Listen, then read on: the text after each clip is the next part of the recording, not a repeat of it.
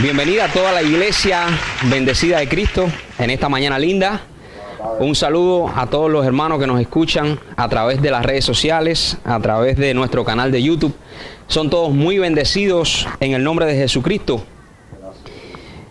Damos gracias a Dios por la presencia en este lugar el día de hoy de nuestra hermana Cindy, que tuvo bien acompañarnos en este día para recibir esta palabra.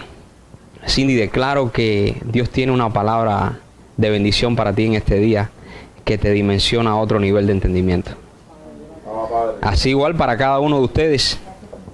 Bueno, como todos saben, la semana pasada estuvimos compartiendo el primer mensaje de una serie que titulé Las 3 expresiones más importantes del amor de Dios. Y estuvimos hablando acerca de lo que es la misericordia vista desde el régimen del Espíritu.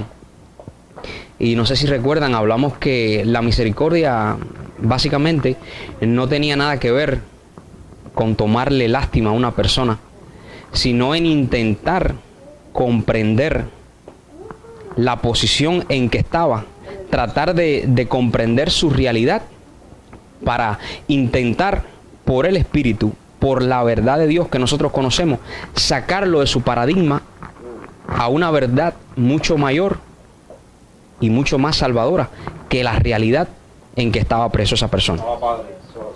Entonces, hoy quiero seguir con esta serie, las 3 expresiones más importantes del amor de Dios, y quiero compartirte el segundo mensaje de esta serie, que es el perdón.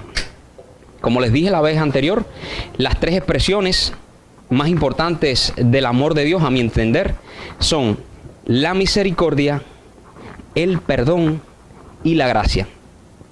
Porque el amor tiene sus manifestaciones, tiene sus expresiones, y es bueno que podamos conocerlas para poder funcionar en ella.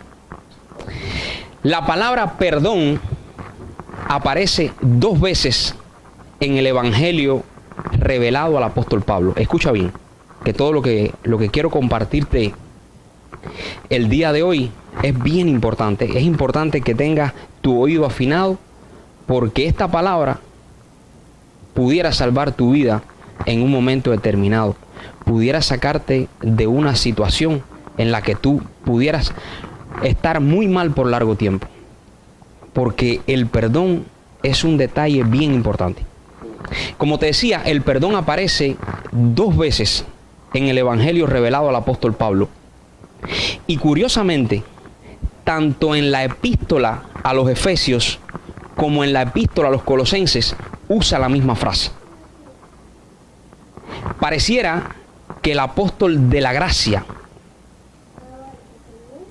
quería dejar una misma idea, una misma imagen de lo que es el perdón, según lo que a él le fue revelado por Dios cuando fue llevado al tercer cielo y Dios le mostró cosas ocultas, cosas inefables, misterios que no les dado al hombre expresar, y que él las puso escrituralmente como fundamento para que por el Espíritu. ¿Cuántos saben que hay un Espíritu que es el que nos enseña? Dice que en este tiempo, en este pacto, nadie será enseñado por su hermano, sino que yo te comparto una palabra, pero esta palabra es imposible que tú la puedas comprender si el Espíritu mismo no te muestra el contenido espiritual que hay en ella. Porque como todos saben, está la letra, que es la parte gramatical, fue lo que el apóstol Pablo plasmó como fundamento, pero detrás de esa letra hay toda una atmósfera de revelación y sabiduría que nos es necesaria comprender, y no se comprende a través de lo que leemos con nuestra mente natural, se discierne y se puede recibir a través de lo que el Espíritu es capaz de impartirnos. Entonces, como te decía, el apóstol Pablo tenía un mismo sentir en cuanto a lo que el perdón es, conforme a lo que le fue revelado. Vamos todos, porque quiero que veas la similitud. Te dije que aparece 2 veces en el Evangelio revelado del apóstol Pablo. Quiero que veas la similitud entre lo que dice en la epístola a los Efesios y lo que dice, que es prácticamente lo mismo, en la epístola a los Colosenses. Efesios capítulo 1, verso 7.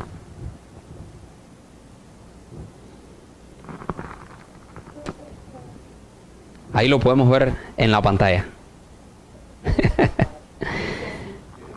En quien tenemos redención por su sangre, el perdón de pecados según las riquezas de su gracia.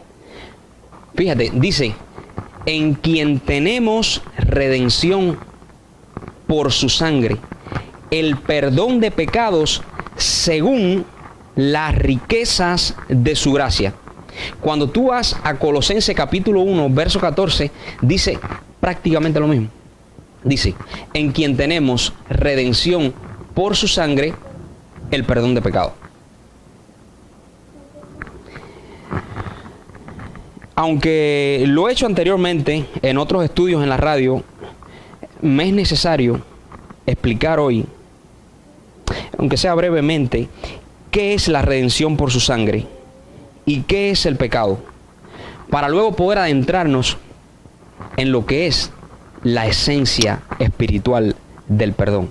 Si no se entienden espiritualmente los conceptos, qué es redención por su sangre y qué es el pecado, no vamos a poder entender realmente de qué se trata el perdón. Redención es un concepto cuya raíz etimológica es redemptio. Diga, redemptio. Redemptio. Redemptio es la acción de rescatar a alguien. Redemptio es la acción de liberar a alguien de un castigo. De liberar a alguien o algo de una deuda, de una hipoteca o un embargo. ¿Cuántos se acuerdan del embargo de Cuba? Eso quiere decir redención. Cuando el Evangelio habla de redención, se está refiriendo a devolvernos a una posición en la que antes nosotros estábamos.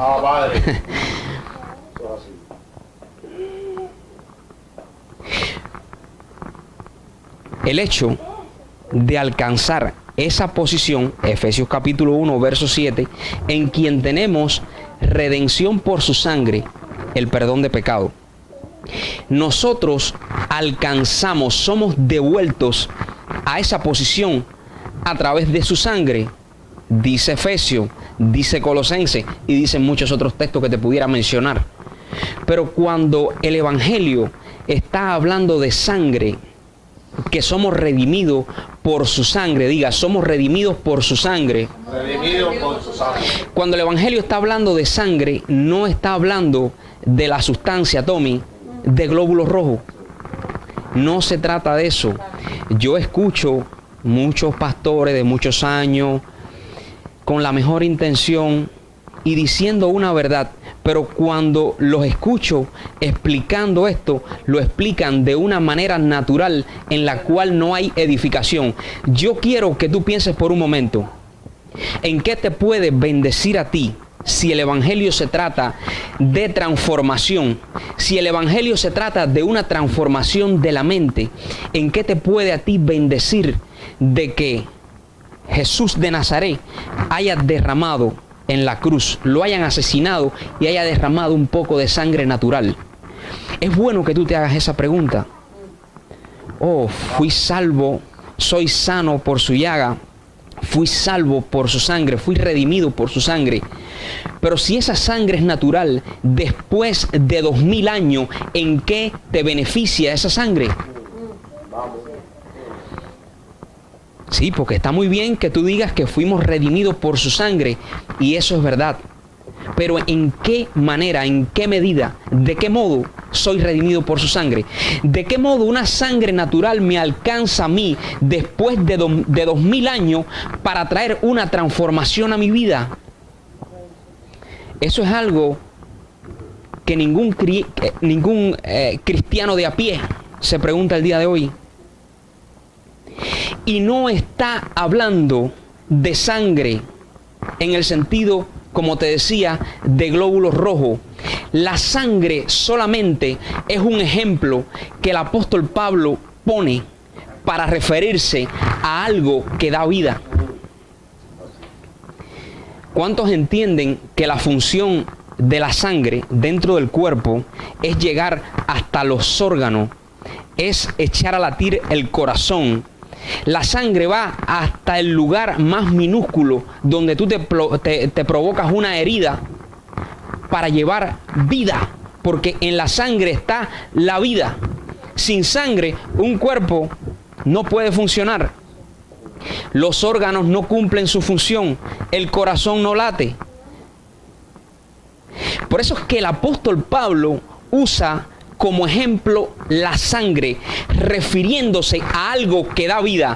Pero cuando nosotros escuchamos que fuimos redimidos por la sangre de Jesucristo, deberíamos entender que se está refiriendo al mismísimo Espíritu del Padre que se encarna para darnos vida.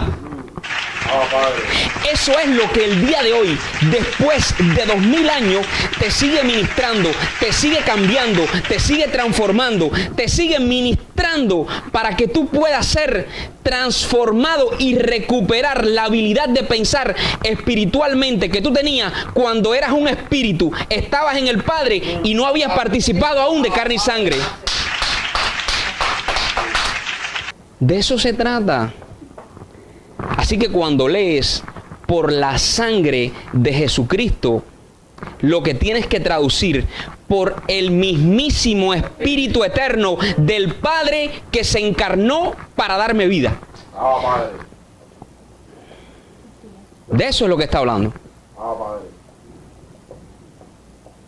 Grande es el misterio de la piedad. Dios, el Padre de los Espíritus, estaba en Cristo, reconciliando consigo al mundo, no tomándoles en cuenta a los hombres los pecados, y nos entregó a nosotros el ministerio de la reconciliación. El ministerio de la reconciliación tiene que ver con un perdón en el que todos, absolutamente todos, deberíamos funcionar. Pero el perdón no es algo que tú logras a través de tu propia voluntad. Eso no tiene que ver con eso. Y ahora vamos a explicarlo muy bien. Pero quiero primeramente definir, ya para terminar con estos conceptos, lo que es pecado. El pecado no son las obras de la carne. Muy importante entender esto. El pecado no son las obras de la carne que menciona Gálatas capítulo 5. Pecado no es robar. Ay. Pecado no es traicionar a tu esposa. Pecado no es mentir. Esas son las consecuencias del pecado. Déjame ver cómo te pongo una analogía que tú puedas entender. El Mar Rojo. El mar rojo que cruzó el pueblo de Israel. Cuando tú dices el mar rojo, no es que el agua sea roja, es que las profundidades del mar tienen un tipo de alga, un tipo de coral, la verdad es que no sé, que hace que cuando tú lo miras desde una posición parezca que el mar es rojo. Pero tú tienes que ir a la raíz del asunto. Es la profundidad de las cosas la que te da su verdadera esencia, su sentido, su significado. Tú no puedes ir a lo superficial. Por eso es que tú dices, ay, él es un pecador porque está robando. No, él no es un pecador porque está robando. Él es un pecador porque está en un régimen de pensamiento, en una mentalidad que lo lleva a robar. Por eso es que la palabra pecado en hebreo significa errar al blanco. Como muchos de ustedes saben, todos lo saben aquí. Qué bueno que ustedes son entendidos todos. La palabra pecado significa errar al blanco. ¿Qué es errar al blanco? Errar al blanco es cuando tú no tienes la visión, tienes las herramientas. ¿Cuántos saben que están completos en el espíritu? Pero tú tienes las herramientas, pero no tienes la visión de poder apuntar y dar en el centro, dar en el lugar correcto, ya sea porque estás ciego o ya sea porque tienes un velo, el cual por Cristo es quitado. Y Cristo es una mentalidad que reposó en Jesús de Nazaret. Cristo es la mente de Dios. Cristo es un sistema de pensamiento que cuando tú lo recibes, eres totalmente transformado. Entonces, pecado es la imposibilidad de poder pensar espiritualmente y juzgar. Diga conmigo, juzgar. Porque cuando tú no tienes la posibilidad de pensar espiritualmente, juzgas muchas cosas desde tu perspectiva carnal. Pero hay una cosa con esos juicios, y el problema es que cuando tú juzgas desde tu perspectiva carnal, desde tu posición, esos juicios que tú emites siempre van a venir a confrontarte.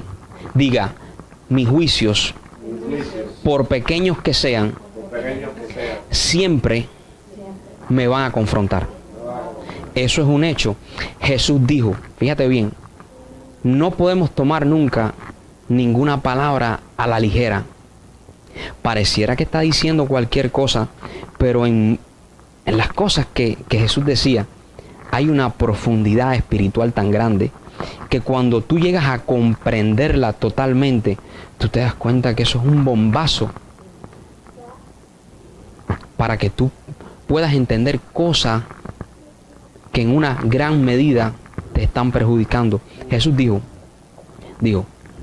no juzguen y no serán juzgados.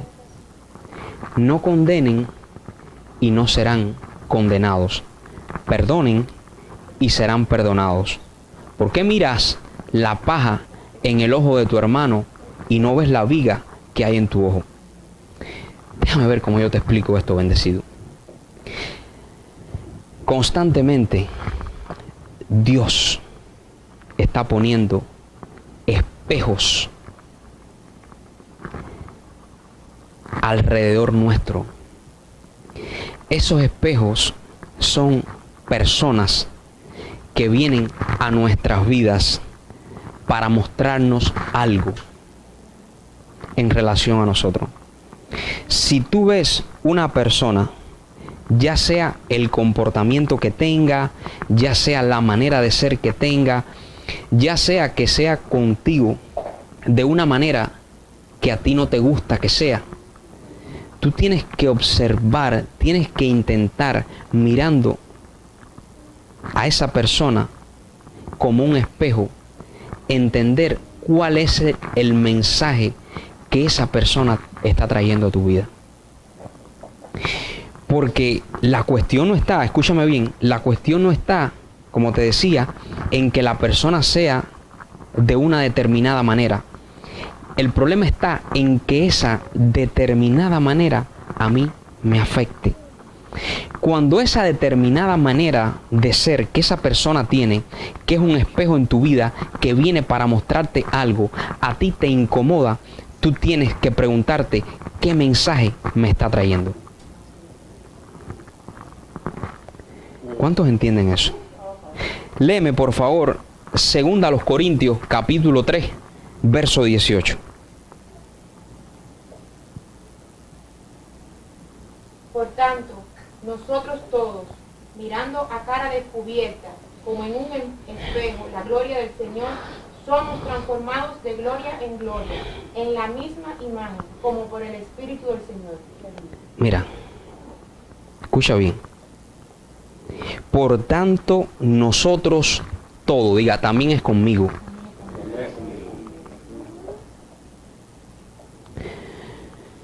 Mirando a cara descubierta, diga, no puedo ver lo que me incomoda. Tengo que ver el mensaje. Por tanto, nosotros todos, mirando a cara descubierta como en un espejo, diga, el hermano que me incomoda es un espejo. Esto es una revelación poderosa que quiero que te lleves el día de hoy.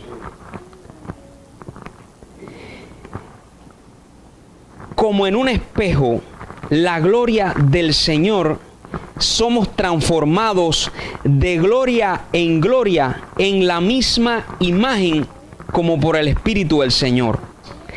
Si tú te paras frente a tu espejo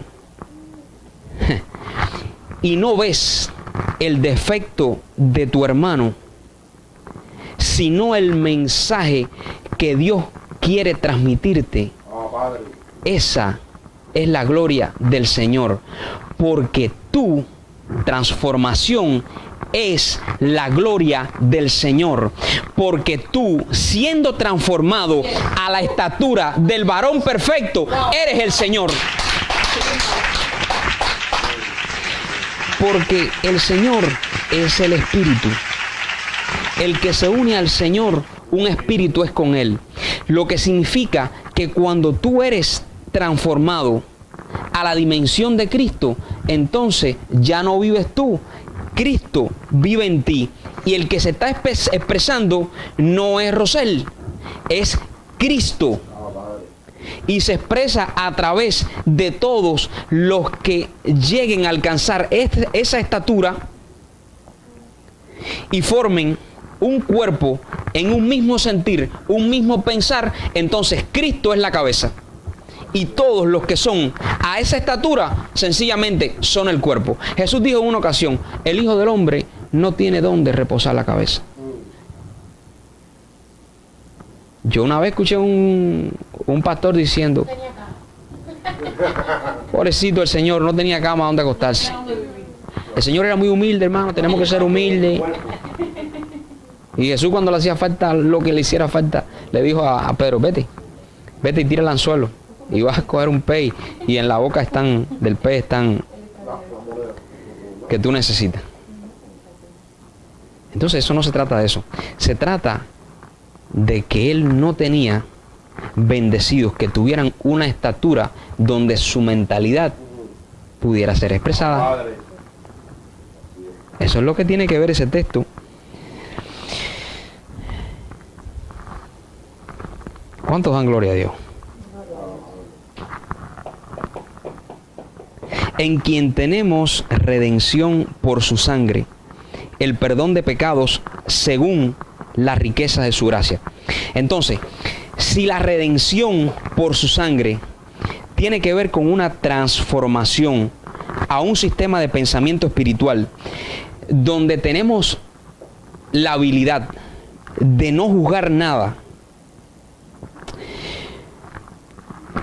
no tenemos la capacidad de no juzgar nada desde la mente dual, porque la mente carnal siempre opera en la separación, en la dualidad, sino que tenemos la habilidad de poder operar desde la mente de Cristo. Eso nos permite comprender para poder trascender el conflicto. Diga, superarlo. Eso significa, para poder superar todo conflicto. Hay muchas veces que el conflicto, escucha bien, va a permanecer por cierto y determinado tiempo, porque es una prueba que viene para traer un proceso a tu vida. Pero el hecho que el conflicto esté no quiere decir que tú tengas que padecerlo. Si tú trasciendes el conflicto, aunque el conflicto esté, ya no te va a afectar más. Entonces, no se trata de quitar el conflicto. Muchos tienen que lidiar por mucho tiempo con familiares, con padres, con madres, que no quisieran que fueran de la manera que son. Muchos tienen que lidiar con cuestiones en su pareja, en su matrimonio, que ellos no quisieran que su esposo fuera así. Entonces tienen un conflicto que muchas veces traen unos trastornos emocionales muy fuertes, porque amas a tu esposo, pero te molesta esta manera en que tu esposo es. Te molesta esto que tu esposo hace. Pero si tú eres capaz de trascender el conflicto, eso es perdonar. En la medida que tú seas capaz de trascender el conflicto, estás espiando el asunto. Estás quitando del medio la situación que te afecta y se la estás dejando a Dios. Yo quiero que tú entiendas una cosa, y aunque he hablado de esto en otras ocasiones, me gusta repetírtelo porque quiero que se afirme en tu espíritu, en tu mentalidad. En la medida que tú seas capaz de obviar aquellas cosas que son una mentira, que son producto de la mente carnal, esas cosas van a dejar de ser lo que son, una realidad, una ilusión, algo que está destituido de la gloria de Dios, y en su momento van a dejar de existir. Así es.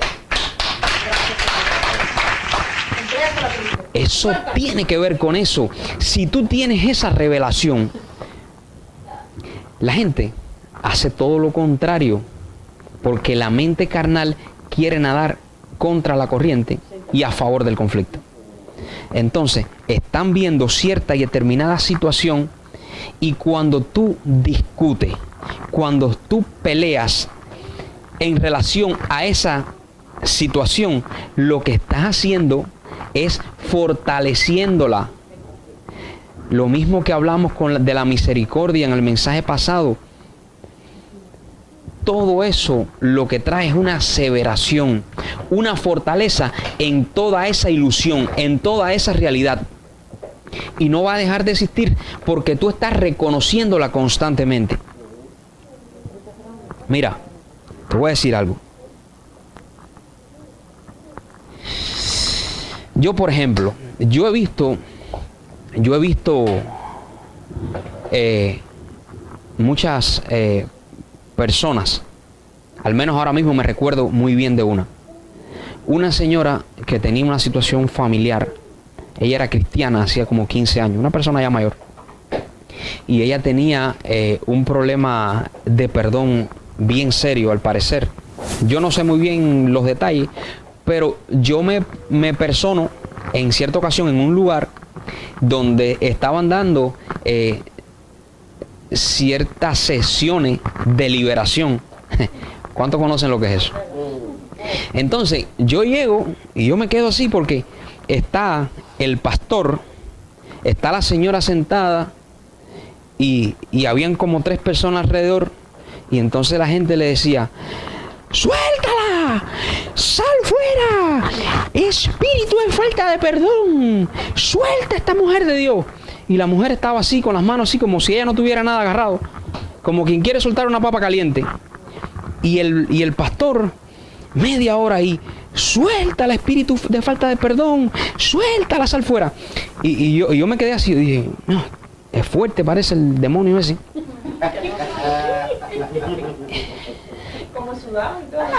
Gracias a Dios que después pude entender que el tal demonio Está en su mente. invisible, un tal demonio invisible que se llama demonio de falta de perdón, sencillamente no tiene que ver con un bicho invisible, sino que es una incomprensión. Fíjate bien esto, es una incomprensión que tú recibes a causa de un suceso que tú entiendes que no te debería pasar y te afecta. Porque muchas veces, la mayoría de las veces, la falta de perdón tiene que ver con un suceso al cual tú eres expuesto, que tú piensas no merecer y te ocurre, y tú tienes una confrontación emocional con eso, y tu razonamiento humano no te deja entender a causa de qué tú estás padeciendo ese conflicto. ¿Por qué me hizo esto? ¿Qué culpa tengo yo? Toda la culpa y además te fuerza. Toda la culpa y además te forzaste por esa situación.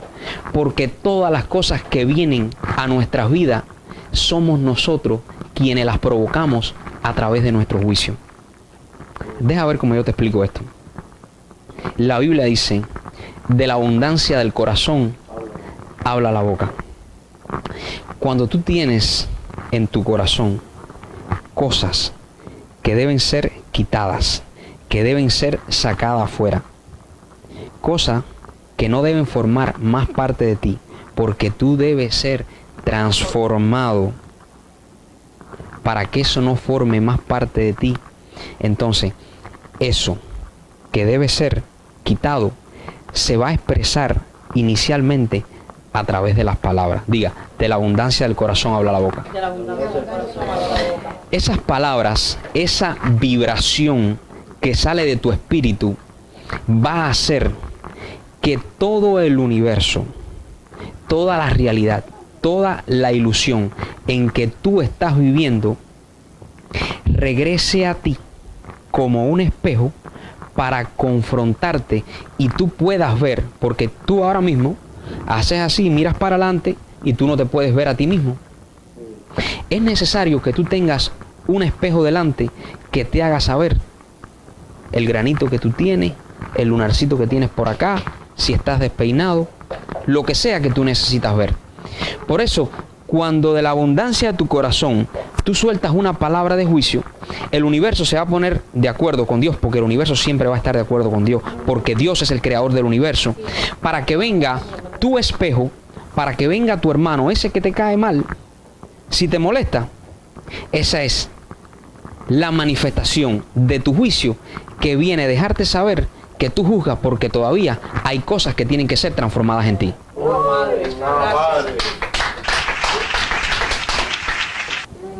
Por eso dice, mirando a cara descubierta como por un espejo la gloria de Dios, porque son los espejos los que vienen a tu vida para mostrarte cuáles son las cosas en que tú estás mal. Quiero, para continuar hablándote del perdón, ponerte un ejemplo acerca de una vivencia. Hoy no vamos a tocar muchos textos. Hoy quiero más hablarte de los textos, de los versos que están dentro de mí, que el Señor ha puesto durante esta semana para poder explicarte esto. Porque es más importante muchas veces la impartición del Espíritu y muchos ejemplos de vida, muchas vivencias para mucha gente que los textos. Porque mucha gente tú le dices muchas veces un ceremonial de texto y son buenos a la hora de tú poner como fundamento para poder explicar una verdad. Son totalmente esenciales. Pero hay veces que los ejemplos son una muy buena herramienta para poder llegar a comprender ciertas verdades. Miren, yo conozco un caso de una madre y una hija. Y esta hija se desvivía, hacía todo lo posible por llevarse bien con esa madre. Y las situaciones que tenían constantemente eran situaciones irresistibles para cualquiera de las dos. Tenían unos conflictos bien fuertes. Y yo soy testigo de que esa hija hacía todo, hasta lo imposible, por complacer a su mamá. Y su mamá era una excelente persona. Ella era excelente con todos sus nietos, con todos sus hijos, con los vecinos, con todo el mundo. O sea, que no se trataba de que la madre fuera mala. La madre era una persona preciosa. Y yo estaba constantemente viendo esta situación y dándole palabra a esta hija. Y ella me decía, pero yo no sé por qué mi mamá es así conmigo. Y verdaderamente, la mamá era todo lo contrario de lo que era con todas las demás personas. Y en relación a lo que su hija le expresaba, era todo lo contrario. Ella no lograba ser recíproca en ese sentimiento, en el amor. Era imposible. Y un día, después de tanto tiempo, de darle palabra, de hacer esfuerzo para que esta hija pudiera continuar perdonando a su madre, porque es una mujer de Dios, y pudiera lidiar con todo ese asunto, estoy duchándome y me viene el entendimiento de todo lo que está pasando. Y lo peor que sucedía era que esa hija tenía una falta de perdón muy grande por el hecho de que ella no podía entender cómo, siendo especial con su madre la tratara así. Y me viene el entendimiento y salgo de la ducha y me siento a digerir todo aquello. Y estoy sentado. En Dios nada es casualidad. Diga, en Dios nada es casualidad. Dios siempre llega en el momento oportuno. A la media hora de estar sentado pensando acerca del entendimiento que Dios me había dado del asunto, me llama la hija y me dice: ya no puedo más. Acabo de tener una situación con mi mamá. Esto es a cada momento, a cada rato estoy pasando por esta. Me siento mal, yo no sé por qué. He orado, he hecho de todo. Ya yo no puedo. Y le dije: espera. Escucha lo que tengo que decirte. Y le dije: mira, tu abuela, la mamá de tu mamá, tuvo una relación con un hombre que, aunque era muy bueno y muy trabajador y buen padre, le peleaba muchísimo, la maltrataba y ella no era feliz. Tenía que trabajar tan fuerte como el hombre para poder sostener a su familia, y ella tuvo una vida terrible porque, a pesar de que se sacrificaba humanamente, tenía los maltratos de ese hombre que constantemente la estaba lapidando con sus palabras. Luego, tu mamá conoce a un hombre que también ella ama, pero este hombre, aunque era también buen padre, era un excelente amigo, una excelente persona, preocupado, proveedor natural para su casa, no valoraba a tu mamá, no la amaba. Tu papá no amaba a tu mamá. Tanto así que cuando tu mamá está embarazada del más pequeño de tus hermanos, tu padre andaba con otra mujer, y a causa de todo el sufrimiento que le provocó a tu mamá, ese niño nació con problemas. Pero después de que tu mamá soportó todo eso, que fue muy difícil para ella, en la vejez, cuando debió descansar, entonces tu papá se va con una mujer más joven y la deja embarazada. En el momento que ya pensaba que iba a poder disfrutar sus últimos años, le sale la cosa más terrible. Lo que sucede, que tu mamá comprende que en un momento determinado de su vida, ella debió dejar a ese hombre. Ella mantuvo todo un estatus social y sostuvo su matrimonio a causa de sus hijos, a causa de ti, a causa de muchas cosas, pero ella era totalmente infeliz. Ahora tú, que eres la tercera mujer de tu generación, dice la Biblia, escucha bien, dice la Biblia, que Dios visita la maldad de los padres sobre los hijos hasta la tercera y cuarta generación. En ti, como tú eres una predestinada para romper con la iniquidad, y esto pasa en muchas familias hoy día. Yo tengo también un ejemplo familiar en relación a algo como esto. Como tú eres la tercera, tú eres la persona que fuiste predestinada por Dios para darle culminación a ese paradigma, a esa iniquidad donde la mujer sufre toda una vida y no puede ser feliz. Cuando tu esposo, el padre de tu hijo, te traicionó cuando tenías 2 años, tú decidiste dejarlo y continuar tu vida feliz. Entonces, tienes que entender que cuando tu madre te mira a ti, está mirando lo que ella pudo haber hecho y no hizo, lo que ella quiso haber sido y no fue. Entonces no es a ti, está mirando el espejo de lo que ella pudo haber sido y no fue. Así es. Además de eso, tú eres la mayor de tus hermanos, tú eres la preferida de tu padre.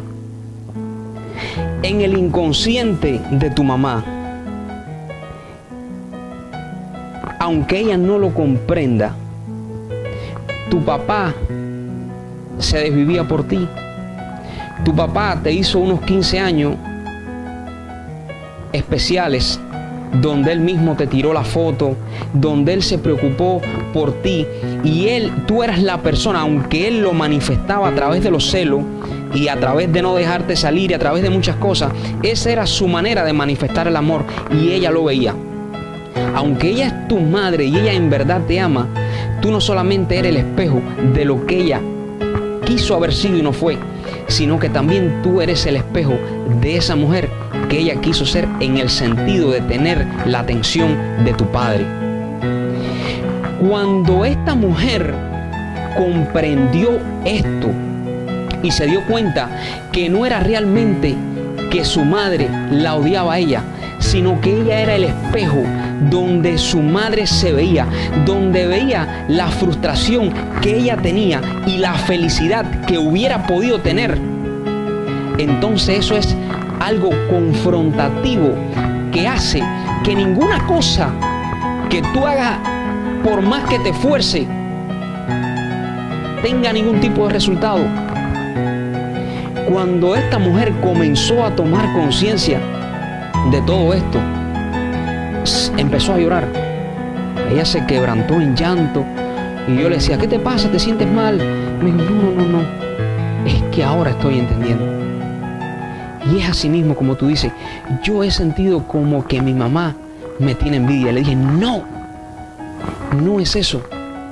Ella tiene envidia de aquellas decisiones que pudo haber tomado para no pasar por todo el sufrimiento que ella pasó. Entonces en ti se rompe eso. Pero hay una cosa muy importante que quiero que te lleves el día de hoy, y es que cuando tú perdonas, fíjate bien, el perdón, como te decía, no es algo que tú intencionalmente decides hacer. El perdón no es una decisión que tú determinas tener.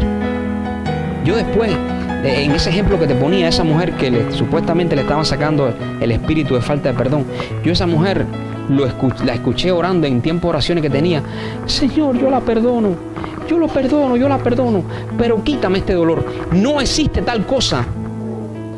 Cuando tú perdonas, el dolor se va, porque cuando tú recibes el mensaje, automáticamente estás tomando conciencia de por qué esa persona es así. Lo comprendes y automáticamente eres sanado, eres libertado. Perdonar no es decir te perdono, no es decidir perdonar.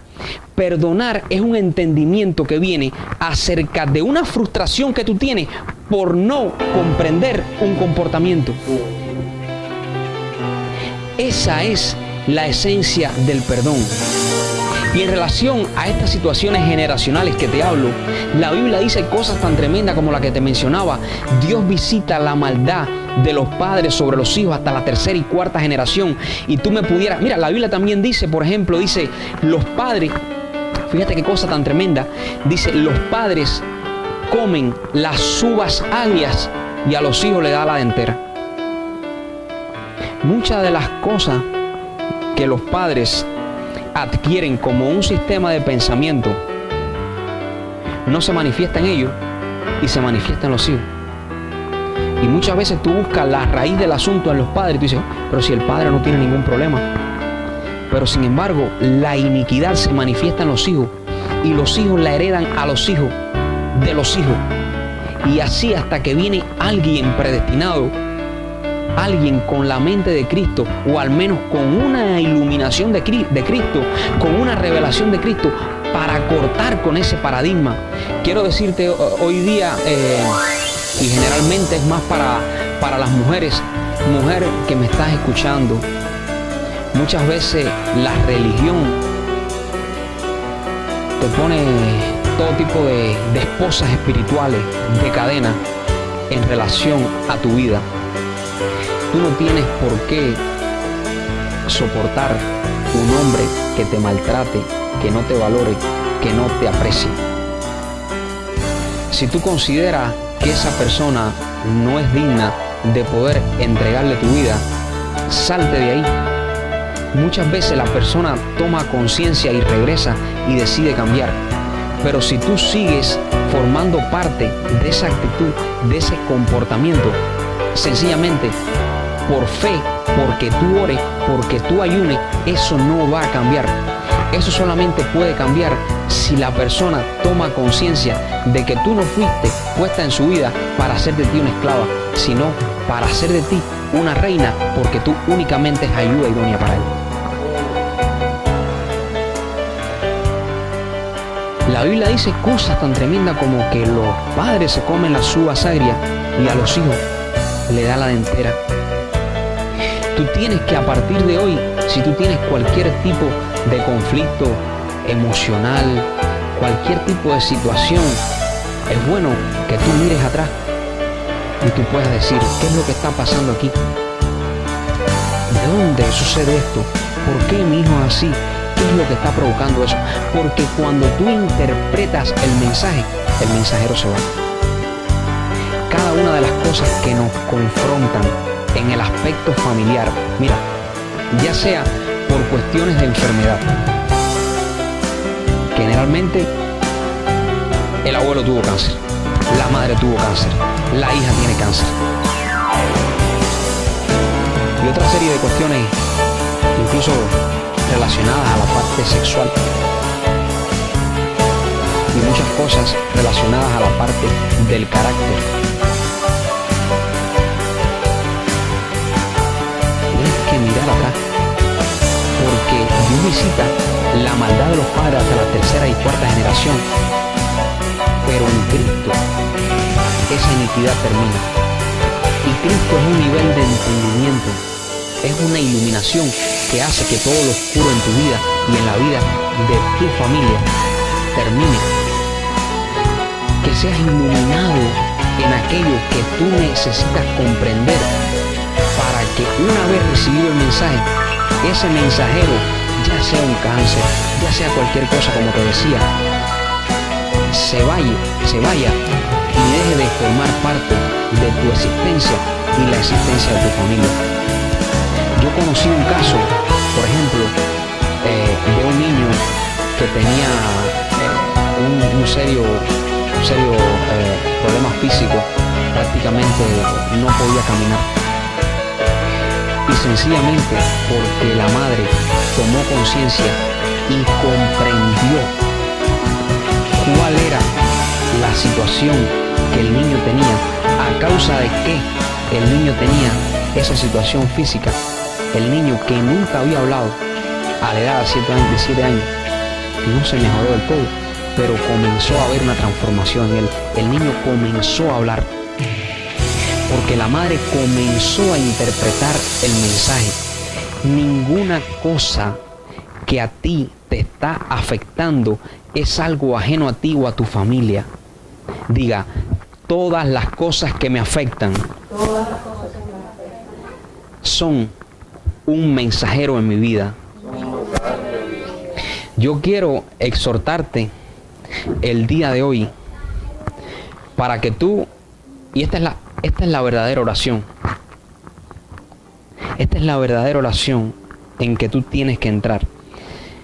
Eso de estar repitiendo vana palabrería es un rudimento, fíjate, sin entendimiento. O sea, tú puedes hablar, yo oro hablando, oro en mi espíritu, oro de muchas maneras. Pero lo importante no es que tú estés repitiendo vana palabrería por gusto. No se trata de eso, Se trata de que aquellas cosas que tú estás diciendo lo digas desde la posición de una comprensión, porque es ahí donde las palabras salen con una vibración que hace que todo lo externo a ti se alinee con lo que tú estás necesitando. Entonces, a partir de hoy, no es decir, ay, Señor, quítame esto, Padre, me molesta, Padre, declaro que se va, Señor, declaro, Padre. No es eso. Es que tú entiendas el mensaje, porque cuando tú entiendes el mensaje, perdonas y eres sanado.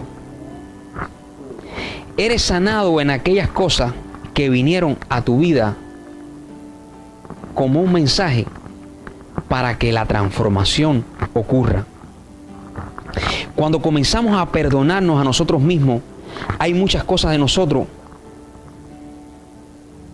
que entendemos que no deberían formar más parte de nuestra vida.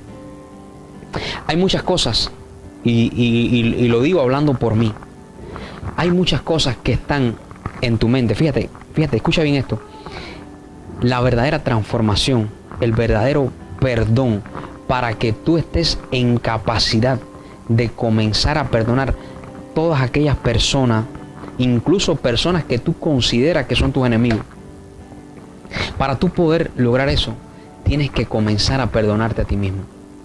Hay cosas que tú debes tomar conciencia. Mira, cosas que han sido fracasos en tu vida, malas decisiones, derrotas que tú has tenido, que vienen a tu mente constantemente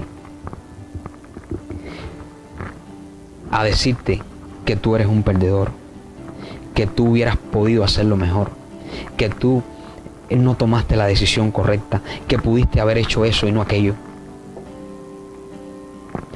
Cuando tú eres capaz de entender que el pasado solamente existe en tu vida porque tu presente lo trae a la memoria, te das cuenta que ese es el mayor diablo que forma parte de la barrera que impide que los logros que Dios ha determinado que tú alcances no se den. Actualmente, yo que por la gracia de Dios he podido adquirir una mentalidad en cuanto a todas las cosas que pueden traer depresión, negatividad, todas las cosas que son un conflicto para nosotros poder manifestarnos como lo que somos, hijos amados, herederos de un reino inconmovible, en el cual somos más que vencedores. Esas cosas vienen a confrontarme. Yo todavía hoy recuerdo una competencia nacional que perdí cuando yo era deportista. Eso viene en el momento que yo voy a hacer algo. Ese pensamiento siempre viene a confrontarme. Y he entendido que yo en esa área todavía no me he perdonado. Todavía yo pienso que pude haber ganado esa competencia, cuando esa competencia el día de hoy no significa nada para mí, porque mi competencia proviene de Dios. ¡Ay, qué lindo! Y en ese momento que yo tuve esa derrota, yo estaba sin Dios en el mundo.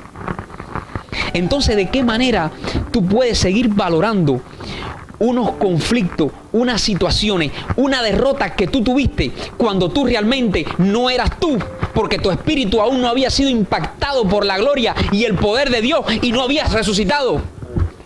¿Cómo ese conflicto va a venir a ganarte terreno y va a venir a ganarte partida si todavía tú andabas caminando por el mundo como un sonámbulo, pero no eras quien tú eras?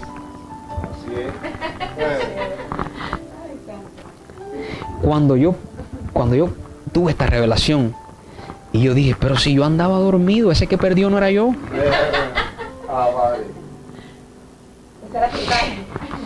Ese que se equivocó, ese que partió las persianas de su casa, no era yo, si yo estaba dormido. Si yo vine a despertar ahora y de que desperté, me he equivocado tan pocas veces. Y cuando me he equivocado tampoco soy yo. Porque la esencia de lo que tú eres, en tu espíritu, tú eres perfecto. y tu espíritu, como se unió al Señor, no ha perdido ninguna batalla. Tú no eres un error. Yo quiero dejarte el día de hoy con este entendimiento dentro de ti. En realidad, o mejor dicho, la realidad no, porque la realidad es una ilusión. En verdad, no hay ninguna cosa. En la verdad de Dios, en la esencia de lo que tú eres, no hay ninguna cosa en la que tú hayas fracasado jamás. Todo fracaso, toda derrota que tú has tenido, la tuviste porque el que estaba manejando era el hombre que fue destituido de la gloria de Dios. Es la mente carnal. El que perdió fue el diablo. El que gana siempre es Cristo, la esencia de lo que tú eres. Bendecido.